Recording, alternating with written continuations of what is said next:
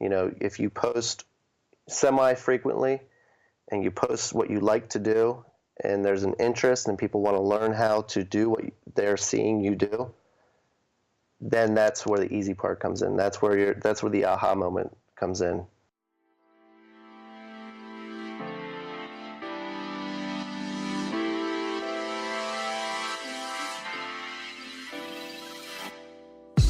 What's going on? You're listening to episode 72 of the Perspective Podcast, and I'm your host, Scotty.D.Russell of Perspective Collective. The show is about carving out time to build something for yourself and about being open to seeing things from a different perspective. I want to share what is and isn't working for me, along with sharing my guest point of view.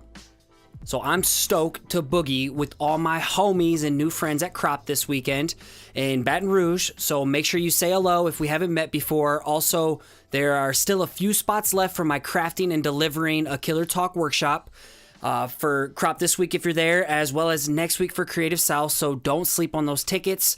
Snag your ticket right now at cropbr.com or at creativesouth.com, and Brian Manley and I are about to melt your face off with value, I promise.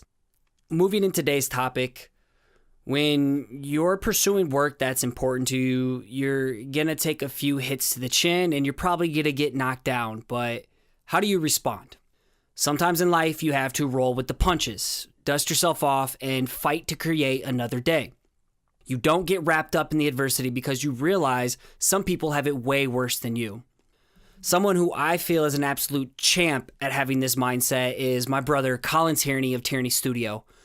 Colin and I met in 2015 for the first time at Creative South, and he's become an insanely close friend who always bails me out of a pinch when I need help with pricing, pitching, delivering, or just providing honest feedback on my work or client work. He's a pro at branding, calligraphy, lettering, starting interesting side projects, and most importantly, he's a wizard at puns. He's also the magician behind Crayligraphy, which we'll talk more in depth about in the show. In this episode, Colin shares his process for client discovery, pitching, and deliverables, his 3-tiered pricing model, overcoming adversity when you get punched in the mouth, growing an audience with your side project, and we even discuss his favorite Crayola secret weapon.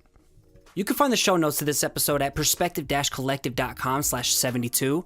And if you think someone can find value in this episode, please give it a share on social media. It's because of your word of mouth that this show keeps on growing, and you know I love you for it. Finally, if you catch some inspiration from the show, create some artwork and tag me over on Instagram. I'll give it a share where I post each episode's artwork each week at Perspective Podcast. Let's get into the show.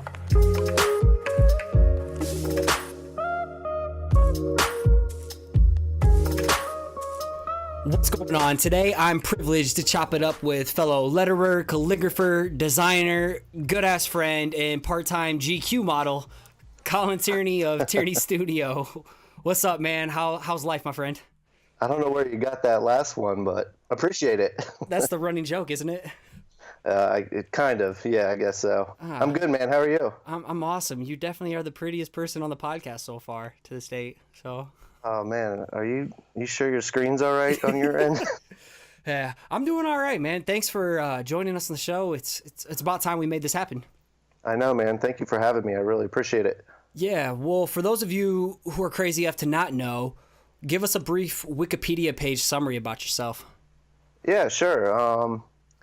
So I'm an independent artist from... I have no idea where, because I'm freaking all over the world. You're like a nomad lately. Yes, I am. With no place to officially call home. But if I have to, it would be Hagerstown, Maryland at this point in our lives. And my studio is based in Shepherdstown, West Virginia, a little historical town in West Virginia. And I specialize in branding, lettering, calligraphy, illustration, and I enjoy teaching others what I know. Yeah, I'm all about that. Well, what piqued your interest back in the day with design, lettering, and calligraphy and all that? And, what kind of road took you to starting Tierney Studio? Because you also worked a full-time job on the side until Tierney Studio became full-time, right? Yeah, that's correct. Up until actually just recently, I was working as a graphic designer for a blue-collar work boot company. called Carolina Shoe. And that started off as a contracted job and then turned into a full-time job. And I was lucky enough to be able to work remotely, so I could kind of juggle the freelance and the full-time, not with ease. I mean, there's definitely some challenges, but definitely easier than if I were to have to go into work every single day. But yeah, I grew up, with a love for fine arts. I love drawing. I started drawing ever since I could remember. And fast forward to after high school and into college, I knew that I wanted to graduate with a graphic design major, not really knowing what graphic design entailed. So I just kind of knew I knew there was a little bit more money at the time in graphic design than the fine arts. So that's why I went all in. Yeah. After college, I traveled around for quite a bit. I lived the beach life, I lived the mountain life, and all the while I had my laptop with me and my pencils and drawing pad, and I was good to go. I knew at the time that I wanted to be some sort of successful designer, but I didn't know exactly how I would get there. So I just practiced a lot of drawing, a lot of skill set in logo design. I joined LogoPon, which is one of the earliest adapters of social media platform. It was like pre-Dribble, right? Yeah. And from what I told, Dribble is highly inspired by LogoPon. I joined LogoPon and learned from designers from all over the world just how to get into it, how to get into the business, and the insight from some of these people was just incredible. And that's what I wanted to do. I wanted to be a branding artist, learn more about identity and logo design. And that's when I kind of kickstarted my freelance career. And it wasn't pretty from the start. It was actually, I was a novice in our industry, so I didn't know what to charge. I didn't know the process that went into it, onboarding clients and deliverables and what to send them when I do send off deliverables.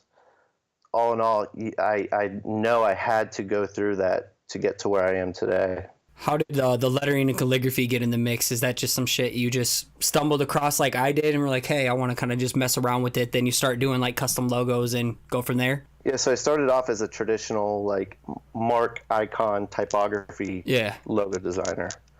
And I always say how I got into lettering is everyone says everything's been done under the sun. And in a way, it's kind of true. I felt like every kind of idea or concept that I came up with, there would be some sort of similarities out there. And so then I kind of explored the lettering world in logo types. So I got into drawing letters and dissecting typography, typefaces, altering them a little bit, understanding letter forms. And from there, I really wanted to just create my own lettering. And that's where that came in from. Nice. Well, I know you talked about you were a novice in the whole client discovery, onboarding, pitching, pricing, and stuff. And why I want to ask these questions, because you've been so helpful for me over the last 2 years, easily, as I've gotten bigger into freelance on the side. But how do you go about, the process of client discovery these days? Do people contact you from Instagram or through your website? And how do you funnel in on board? And then we'll get to pricing and pitching, because you told me something that's been super helpful. I want to share directly here. But yeah, how does that process go? Yeah, well, social media has been a large component in kickstarting my career. I was pretty consistent and, tried my best to only show the best. I'm not an advocate of showing everything. I think we all produce some pretty lousy artwork every once in a while. I still do. Yep. Yep. And while it may not be lousy to some people, to me it just wasn't worth the post. Your worst art critic for sure. Yeah. And it's a whole quantity over quality thing. Some people do great with the quantity, posting several times a week, and that's fine. If they can produce great work, even more. That's great for them. For me, and especially starting off, I wanted to only show the best. And onboarding and pricing, contracts, deliverables, none of that has ever been the same. You know, every client is different, and with each new project, you know, you learn more, and I end up bettering my efficiency. So how do you even go about pricing? That seems to be like the number one question I always get, and then I look up to all the homies in the mastermind who do way more client work than me. Yeah, well, again, you definitely don't do hourly, do you? No, you can't. You can't, because then I'd be pricing hourly all the time. I'd be pricing while I'm taking a shower. That's where I do my best thinking. Yep. and that's ridiculous. Well, and you'll be pricing something like maybe just a lettering piece with something else that's like a custom lettering logo, you know, where the value's different. Exactly. Yeah, and it all depends on the value that, you know, the client is receiving, how many eyes are going to be seeing their identity, which is in logo design is the face of their company. So it's about the audience. You know, are we talking about a mom and pop startup, or are we talking about a corporation who's been in business who wants a brand refresh? It really all depends. And while I can't give a specific number, mm-hmm. I can say that if you're charging anything less than a couple grand, you probably have some work to do. Yeah, that was me getting started. I was that $50 a pop, then worked my way to $300, then a little bit more. But I don't really mess with logo design that much anymore. But still, it's that whole process of getting to that point where you can charge what you're worth. Exactly. Yeah, and like I said, when I started off, I had no idea what I was doing, and I was charging a couple $100s for logos because I didn't know any better. But I think that's all part of it. That's all part of this process. We have to learn from this. And no one person can just tell a beginner or a student, you know, you need to charge this amount of money. You need to charge a couple grand as soon as you get out of college. Well, their work might not be worth a couple grand. They have to learn the hard way. They have to learn by, you know, underpricing or maybe not valuing their work as much. And I hate to say that, but that's how you get to, you know, a better position in our industry where you're able to charge your worth. Well, something that it's been huge for me, like I've mentioned, I call it Tierney pricing now. So it's the 3 tiers. Yeah, there you go. That landed me a really nice mural within this last year, offering the 3 tiers. Can you touch a little bit on that? Why you offer 3 options instead of? Because I've cornered someone into one option before, and I could have offered several, and I think I could have landed the job. Actually, this is multiple occasions until I started doing the 3 Tierney pricing. Well, you can kind of relate it to, you know, when you go online and you see a website with different pricing tables. You know, they have a software application that they're selling, and they have like the entry, the mid, and the, you know, expertise level. And they highlight the mid level because, you know, that's their goal is to land you somewhere in the middle. And if they can get you to go one step further, great. And if they can get you down one lower tier, then also great. You're still on board. So that's kind of where I equate my process in proposals through client work. I think proposals are key. You have to show the client each step of the way, and you have to pretty much write down every little bit of information that will go into creating the end result. So in tier 1, that might be just simply a logo design, and that's it. And what would you call that tier? So I have basic, standard, and professional. Mm-hmm. So everyone can live with a standard more so than a basic, because the standard, now we're going from just a logo design, a simple logo design, to the standard, which is a little more of the identity. So it's not just the face of the company, it's the identity, the collateral. So you take elements from the logo design and you build off of that and create a website design, a a business card, letterheads, envelopes, a little more collateral for the client to choose from. Then what would that professional plan look like? Because sometimes when people see that and they're like, damn, I want to be perceived as a professional. And that's what really got me. Absolutely. Okay, so actually the professional, that's where I usually offer the website design. Well, to say, damn, what the hell is going to be in the professional plan? Like, yeah. So you come home over and mow their lawn? Exactly. Actually, yeah, that's all part of Tierney's studio. That's exactly what I offer. So the basic would be logo, and I forgot to mention maybe a simple avatar for social media. And I just include that. And then the professional would include the business cards, the logo design, the letterheads, the envelopes, and then website design. And then anything else that they might have brought up in previous conversations that would take them to their next level in their 5-year plan or their 10-year plan. And I've realized over time that how you present these things to people is super important. So you don't just share this stuff in an email to them, do you? You craft something that's nice, that looks professional. Yeah, absolutely. Like mock up a nice little PDF for people, because I know some people are super guilty of sending off quotes and pricing in just an email format. Right. And you kind of reiterate what they tell you either, through your questionnaire, through your onboarding process, or through the phone conversation. So I have a questionnaire, and then from the questionnaire, I go to a Skype session or a phone call and learn a little more about their business and their goals and their audience. Then we move toward the proposal. And that's where I lay out the tiers. And that's where I reiterate some of the things that we had a conversation about. So why they chose me. And I also like to include previous testimonials from clients. I think that's a big one too. Do you package this all up in a PDF and send it their way and call and walk them through it? Nope. I send it off. I don't need to walk them through it because I'm pretty thorough within the proposal. And I've only adopted this technique probably within the last, 13, 14 months.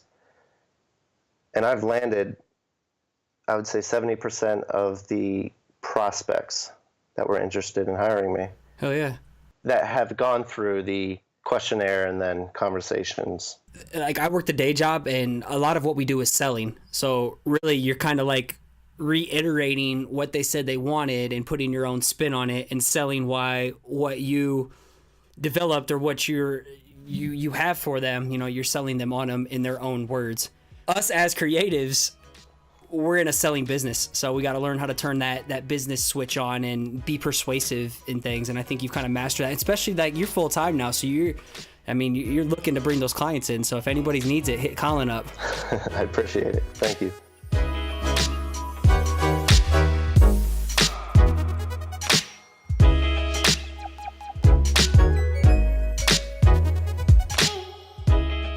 Let's move to some of the fun stuff that I think you're enjoying the most right now, but you've struck a nerve in showing how you can create a stylistic form of calligraphy with cheap Crayola markers. And I mean, that's helped you amass an insanely large audience. I believe an email newsletter, you have over 10,000. Yeah.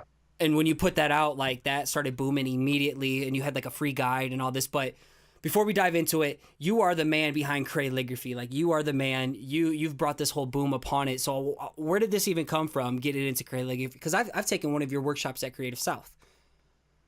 I do remember that. Yes, I do.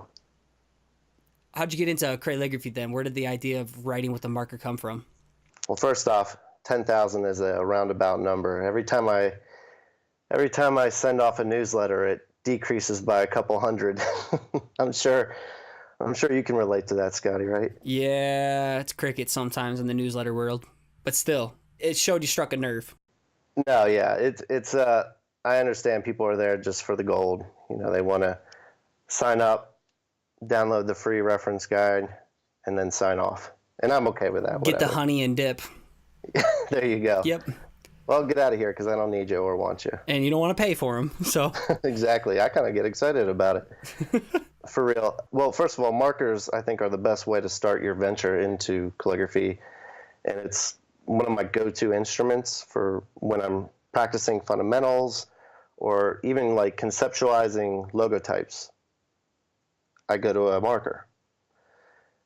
The broad edge and pointed tip allow for great contrasting strokes. And there's just enough flex within the marker for you to be able to create thick and thins. It started off a couple years ago, I'd say about 3 or 4 now, and I would post work showing pieces of lettering and calligraphy that were created with a marker. And people showed a lot of interest and wanted to learn more about how to go about doing this. Since I'm a dad, and I love puns and dad jokes. Yeah, that's why we get along so well. Yeah, there you go. I decided to make a neologism, which is combining words. And in this case, it was Crayola plus crazy plus calligraphy. And it equals Crayligraphy. And the idea behind Crayligraphy was to teach people the easiest and cheapest and most fun way to learn calligraphy. Well, so many of us, I know me at the beginning, I got so wrapped up in, man, I need the most fanciest tools. I need this lead holder. I need to drop like $200, $300 on supplies in order for my work to pop off on Instagram. And I think that's why it took off so much, because you can just go and instead of buying a pack of ramen noodles, you can go buy a marker, super cheap. Yes. Yeah, great reference. Well, it's blown up for you right now. You recently just taught a good type workshop, and you traveled out to New York, was it? Yeah. Yep, that was 2 weeks ago. Yeah, crazy. That was a great experience. Yeah, how many people were in that class? There's, I believe, a little over 20. Yeah, nice. Yeah, it was packed, and I was in and out. It was a great experience. I love New York. Good type people are great people, as you know. Mm-hmm. And, they really respect the artists. They don't reach out to artists and offer them exposure. Of course, yes, they can offer a lot of exposure, which is great. Yeah. But they understand the business side of it, and they want to offer payment because they understand that that's the best way to do it. What's your plans moving forward with Crayligraphy then? It's definitely more workshops right now. I'm scheduling out workshops in Minneapolis and Orlando with Mama Sauce. Oh, shit. Yeah. In Toronto, in San Francisco. You've been holding in the goods, man. Have you just been saving it for this episode? Just say yes. Yes. Yes. Yeah. I had to. Awesome. No, that's exciting. Yeah, and like you said, people don't want to go out and break the bank on calligraphy instruments and supplies if they don't know whether or not they like it. So the best way to get into it is dip into your kids' art supplies box or however you get your markers. They're cheap and they're easily accessible. So here, I got a question real quick from Joe Lucio. He's in my Facebook group, which you can join too over at the Perspective-Collective in case you want to ask questions to people on the show. But Joe asks, all right, so what's your favorite? What's your go-to? Crayola washable versus super tip versus pipsqueak? You got me turned on to those pipsqueak ones. Yeah, I'd have to say the pipsqueak. Yeah? Surprisingly, yeah. I don't delve into the super tips too often just because I like the broader edge nib. Mm-hmm. And, markers have a firm nib by nature, so already they're easier to use than a brush pen or any kind of traditional instrument. So the way I like to phrase it is the more inflexible the brush, in this case a broad edge marker, the more resistance there is between the pen and the paper, which allows for better control. And the best thing about a marker is it's able to emulate a brush pen just by utilizing the tip for thin upstrokes and broad edge for thick downstrokes. So it can either be a pipsqueak or the traditional broad edge, but for some reason I like working smaller, so it'd probably have to be the pipsqueaks. That's how I work in a small. small area. If someone wants to get involved with Crayligraphy, how do they do that? And when they download your guide and stay on your newsletter for all the dope shit that you kick out, what's like the best way of going about practicing it? Like, what would you suggest someone do? Like time per day? Oh, definitely 20 minutes per day. 20 minutes per day. Well, how would they get your goods? They would go to crayligraphy.com and sign up to the newsletter. And if you don't feel like signing up to the newsletter, I still have free tutorials. That's fine. But signing up to the newsletter allows you to download the free reference guide, in which case you'd print it off on your home printer. You'd take some tracing paper, lay it on top, and pretty much trace. I have the lowercase and uppercase Crayligraphy alphabet. Let's just call it that. And then you can follow along on the tutorials that I provide, which are blog posts, and basically go through each one. And I'm still in the process of writing them. I've been on a bit of a delay. You got a crazy life, dude. you have grace here, so. Thank you. I appreciate that. But I'm sure some people are like, where the hell is this guy? Fuck him. Yes, in layman's terms, fuck him. No, how would someone approach these practices and drills and stuff then? You said 20 minutes a day? Because everybody can manage that. That's what this show is about, is carving out time to build something for yourself. And anybody can carve out 20 minutes in their day, regardless if they have family or any other commitments. Like, yeah, cut back your TV time. Use it in your lunch breaks, your 10-minute breaks. Get up a little early. Even while you're watching TV, I mean, there's definitely, you can put on background noise. For me, and I know you as well, it's The Office. Write out one of the Michael Scott "That's What She Said" jokes if you want. Do something. Make yourself write every single day. Don't always go to your iPhone or your smartphone and write and put in your grocery list. Write out your grocery list. Ooh, that's good. Do things that you normally wouldn't do. And I should plug someone right now. Dan Drawn Words, Dan Lee. He is the prime example of like not searching the web for for inspiration or whatever it is. Like, he'll listen to songs, or if he's watching a TV show, that dude will just write quotes nonstop all the time, and he got really, really super good at it. But it's just taking things around you, or that you even watching TV. So I think that's a great point. The grocery list, I like that. I didn't think of that. Music, just like arts, is a passion. For me, it's just as much of a passion. I love music. I can relate to it. It gets me in that zone. So definitely, by all means, put on your favorite song and write out some of the lyrics. If that's what it takes, trust me, 20 minutes per day in a year, you'll look back and laugh. You've kind of mastered the art as well as building an audience over the years and understanding what you're good at as well as what people want to see. You kind of tapped into that. Jeremiah Richtofen, sorry, I'm butchering your last name, homie, but he asked, what was your biggest challenge in finding and growing an audience for Crayligraphy? And how did you get people interested in the first place? Just started off with personal work? That's a good question. Yeah, absolutely. Personal work. Just keep posting. It sounds a bit pompous to say this, but Crayligraphy really wasn't that difficult to attract the attention that it has garnered over the years. I listened to my audience, and the reoccurring theme behind the request was help me.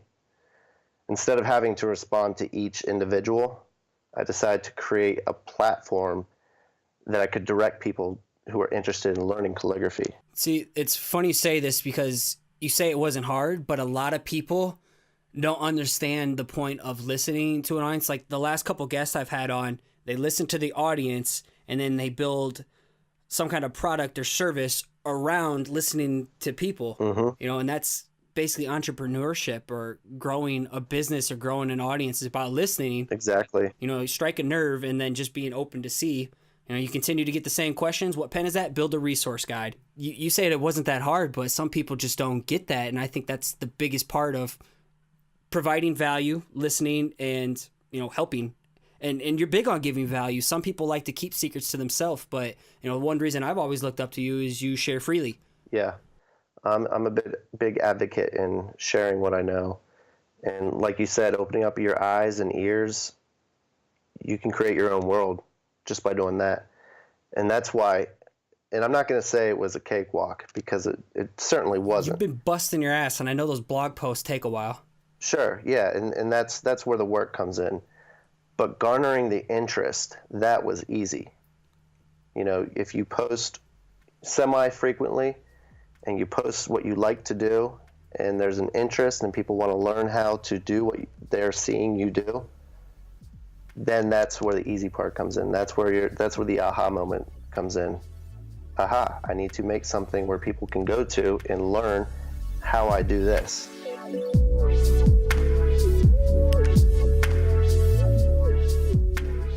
You're kind of like me. Maybe you've pumped the brakes a little bit more than I have, but you are a pro at starting side projects and keeping your plate piled high. And while you grow an audience, you're doing full-time freelance, you have that freedom, that time freedom. We all know that shit isn't sunshine and rainbows all the time. What are some of the highs and lows you face with running your own business, holding down a day job at times, selling products, running Crayligraphy, and making time for family? Before we jumped on, you had to make sure you could put your daughter down to sleep, or Daughters, a good plural. daughters, plural. 2 or 3? 2 daughters, 1 boy on the way. 1 boy on the way. Okay, but yeah, how do you deal with the highs and lows? Because, I mean, through social media, it's easy to perceive like someone's life is fantastic. And I mean, you and me have had plenty of talk sharing the stress at times, but how do you deal with that? And what are some of the low points that have gotten you to where you are now? You've had a really rough 2017, man. Yeah, it was the worst. And I'll refrain from boring you and your audience. Actually, it's not boring, but there's no need to go into that. And you're not kidding. It's not all sunshine and rainbows. And I find plenty more thunderstorms than I do eyes of storms. Just put it in that way. The calm, yeah. Yes. But I realize I'm still young and I'm still learning every single day. How do you respond when you just get kicked in the face? You know, how do you approach those things? Because the old me used to just be like, whatever, throw in the towel. You know, I'm a victim. I put things into perspective. I think Gary Vee, I first heard him say this. He goes really morbid, and he thinks about the worst case scenarios. Like his mom dying. Yeah. Mm-hmm. And surprisingly, that's probably the most I've ever got out of Gary Vee. I love Gary Vee. But I love that motto, you know, get really dark and really put things into perspective. There are far worse off people in this world. Yeah. Than probably anyone listening to this episode. Because if they're listening, that means they have some sort of technology to be able to listen. Mm. And there's people out there who are struggling to eat and drink and to just simply live. So when things are bad, yes, they're bad in my world, but let's be honest, they're not that bad. That's why I don't go into 2017, because it's just a sap story when it comes down to it. I like it, man. Sometimes we're a human punching bag, but we always have the ability to punch back. Exactly. And, you know, to answer the rest of your question, the lows would have to be not being able to spend time with my family enough. You know, since I'm the only source of income right now, I have to work extremely hard to be able to make this work and understand the sacrifices that come with it. In my case, it's not being with my children or my wife. It sucks, but that's why I devote my weekends 100% to them. That's dope, dude. And I look up to people like that because I need those kind of influences and role models like you and Terrence and Bob Ewing. Like, they play a huge role. I'm definitely studying Daniel High Pulp. Like, I definitely study you guys. Mm-hmm. Does your audience know, Scotty? Yep. I want to congratulate you, and I think you're going to be an excellent father. And I'm just super stoked for you, man. Thank you, dude. I can't wait for the new challenges as well as the rewards, man. I'm stoked. This coolest art project I've collaborated on. So that's how I like to say it. Before we go into rapid fire mode, you kind of already gave one piece of advice, but you're full of goodness over there. So what's one piece of advice you give to a creative who struggles starting or sticking with it? How bad do you want it? You know? And will you leave this earth regretting that you didn't stick with it? If you can encapsulate this idea or thought and think ahead until you're 120 years old and on your deathbed, because I'm assuming the average lifespan for the next generation will be that, and, science. And you think you should have fought through those struggles, then clearly it's a regret and something you should embrace now, no matter the struggle. Because I don't know, if you don't, well, being average and putting forth an equal amount of effort in something different is just as exceptional, in my opinion. Whether that's family life or, golf or basketball. I'm kind of hinting at my hobbies there. Crypto. Or whatever it is that you're passionate about and want to succeed in. And plenty of people live ordinary professional lives that are still incredibly interesting. So I don't know. The point is, if fighting to be a successful creative isn't in your bag, don't fight it, but find something else that may pique your interest and go all in. Money. All right, let's get into the rapid fire question. We're going to start off with the homie Terrence Tang of Tin Lund Studio. And Terrence wants to know, how do you maintain your smoldering hot looks? Oh, God, Terrence. Exfoliation with a washcloth twice a week and a daily application of Men's Gold Bond.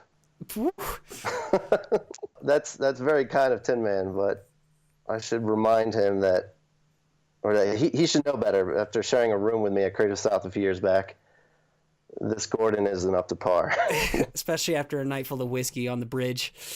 All right. I'm totally ruining this. All right. Yeah, and depressing me. So if you were on death row, what would your last slice of pizza be? I love Hawaiian pizza, but classic pepperoni would suffice. My man. What's your favorite drink? A Martini. Tierney. Go on. A Tierney Martini. On the rocks, gin, and slightly dirty. All right. Well, script, serif, or sans serif?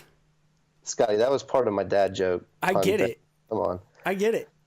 Yeah, you're worse than me. I am. My jokes suck, man, but I enjoy them. It's the effort. It's all about the effort. I do too. Yeah. Absolutely. All right. Script, serif? Really? Yeah. Okay. Why? I would have taken you as a script dude or sans serif, so you caught me off guard. Yeah, I just love the traditional forms. I don't know. It has a sense of elegance to it. I just like serif. What would be your favorite serif typeface then? I would say right now it's Vesterbro by Black Foundry. Cool. What's coming up that we should look forward to? Anything outside of all those workshops you plugged? Yeah, my product game. Yes. Bourbon Legend tumblers, which it's been coming soon for the last 2 years. They've been finished. I just haven't had time to really market them. Yeah, you've been busy, man. Product photography and all that. And the teaching game, Crayligraphy workshops, and future online course hosted on my own platform. And the For Funsies game would be Kitty Letter. We'll link that up in the show notes. What pen is that? Yes. If people don't know, just write out what pen is that as one long word hashtag and look at what it reads. So yeah. Okay, go on. I don't know if you were with me. This is rapid fire. You're good. But at Creative South 2 years ago, it was the last day, and we were all talking about this hashtag. What pen is that? What pen is that? And we were having a laugh, and I said, you know what? I'm going to buy the domain right now. Yeah, I was with you. Because, it's available. So I scooped it on up, and it's just been sitting there, and I haven't done anything with it. So it's just going to be, well, I don't know yet.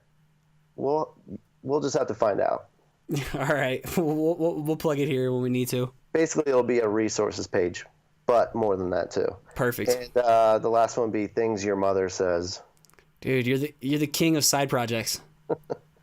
None of these are going to come to fruition, but I like to think they might. And wrapping up, where can people go to find you online? Everywhere at Tierney Studio. Instagram, Dribble, Twitter, website, tierneystudio.com.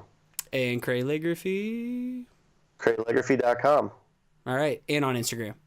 And yes, and on Instagram and Facebook and Twitter at Crayligraphy. Word. Well, thank you so much for joining us today, dude. It's always good getting to talk outside of just texting and in Slack and, you know, the occasional appearance at a conference. So I appreciate everything you've done for me. You've been just a wealth of knowledge for me over the last couple of years, and I couldn't do what I do without you and your help. So I appreciate the support, brother. Thanks for being here. I appreciate that, Scotty. Thank you so much for having me.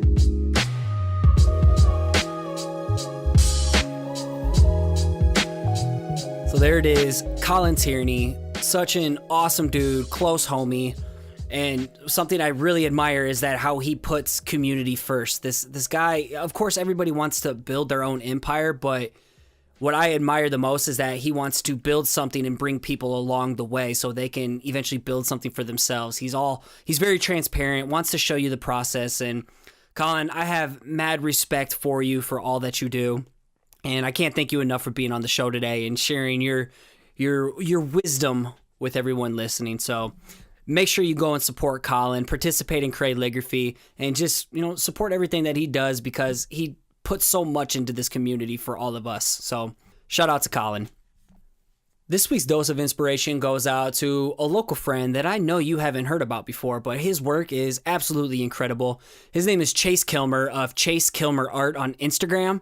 And Chase and I go back multiple years now. He was kind of an intern for when I was running a clothing company called Daydream Clothing. But over the years, he's just made a name for himself locally as a sick tattoo artist. And he's slowly growing his Instagram account on the side. But I feel with the work that he kicks out, he should be nationally known, if not globally known. And I'll be upfront and honest, his illustration work just shits all over mine. The amount of detail, the depth and color he puts into his work is incredible. And on his Instagram, expect to see work in progress photos, final artwork, as well as the final tattoo product. So again, check his work out over at Chase Kilmer Art. That's Chase as in the bank, Kilmer as in Kilmer in art, Chase Kilmer Art.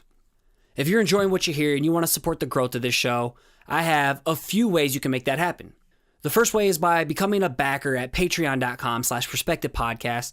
Not only can you donate per episode with as little as $1, $3, or $5, but I try to hook you up with some rewards as well for backing the show, so it's really a win-win. And the second way to support the show is for you crypto heads out there. In the show notes for each episode, I'll have addresses for Bitcoin, Ether, or Litecoin donations if you want to go that route. And finally, you can leave a ratings and review over on iTunes, and you have to leave the review part for, you know, me to give you a little shout out. It not only helps the show grow, but it allows me to plug you as well. And this week's ratings and review comes from Brad Gabbard, and this one is titled as Go-To Podcast. Brad states, Scotty's podcast is a daily listen for me while working.